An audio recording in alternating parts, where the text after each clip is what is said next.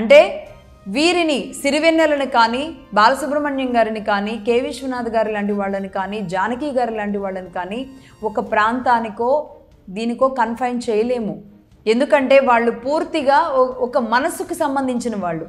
మనసుకి ప్రాంతాలు ఉంటాయా? మనసుతో చెవులకి సంబంధించిన వాళ్ళు, పంచభూతాలకు సంబంధించిన వాళ్ళు. పంచభూతాలని, అమ్మ ప్రేమని, గాలిని, వీటిని షేర్ చేసుకోలేం.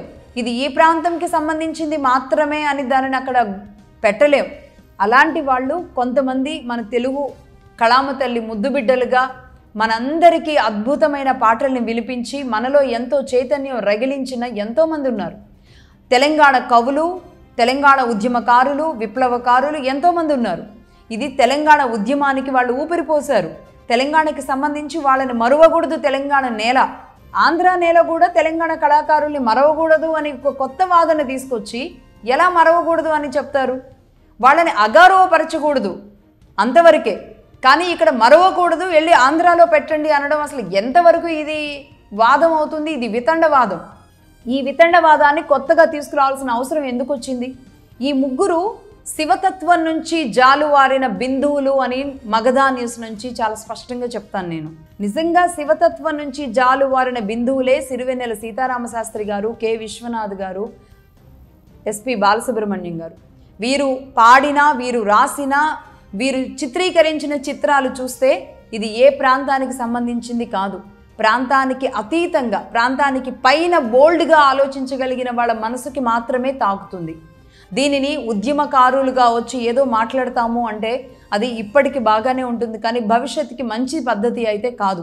ఈరోజు శుభలేఖ సుధాకర్ గారు ఒక్కడే అక్కడ యుద్ధం చేయాల్సిన పరిస్థితి వచ్చింది.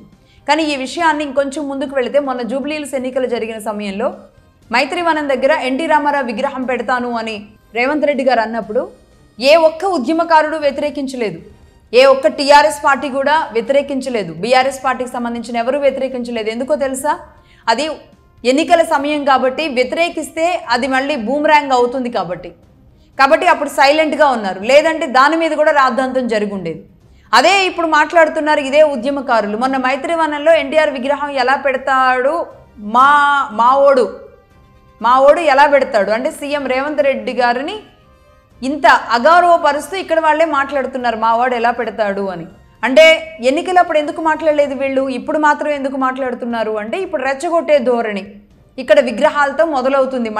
మళ్ళీ తెలంగాణ ఉద్యమం, మళ్ళీ తెలంగాణ ఉద్యమమో లేదంటే తెలంగాణ ఏదో ఒక ప్రాంత విభేదాలు తీసుకొస్తే ఏం చేయాలి?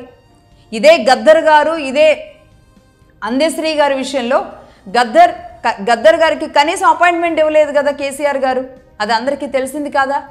ఆయన గడీలు అనేది ఒక ముద్ర కేసీఆర్ గారి మీద వేసేలాంటి వ్యవహార శైలి ఆయన వ్యవహరించారా లేదా?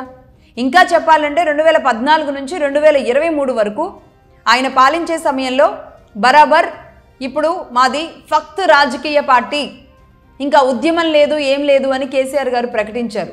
మరి ఈ కొత్త ఉద్యమకారులు ఎక్కడి నుంచి పుట్టుకొచ్చారు కేసీఆర్ గారికి ఏమాత్రం తెలియకుండా?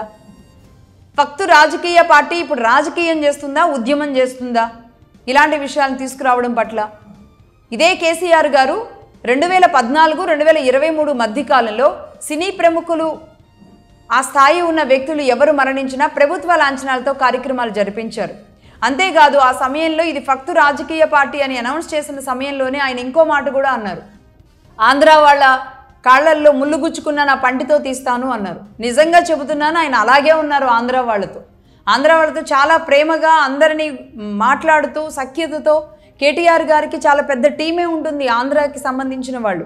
ఇటు హైటెక్ సిటీయో లేదా ఈ ప్రాంతాల్లో చాలా పెద్ద పెద్ద ప్రముఖులు వాళ్ళ కోటరీలో ఉంటారు ఆంధ్రాకి సంబంధించిన వాళ్ళు. సో ఆంధ్ర వ్యాపారవేత్తలతో, ఆంధ్ర నాయకులతో, ఆంధ్ర సినీ ప్రముఖులతో చాలా సత్సంబంధాలు కలిగి ఉన్నారు టీఆర్ఎస్ పార్టీ వాళ్ళు, అందులో నో డౌట్.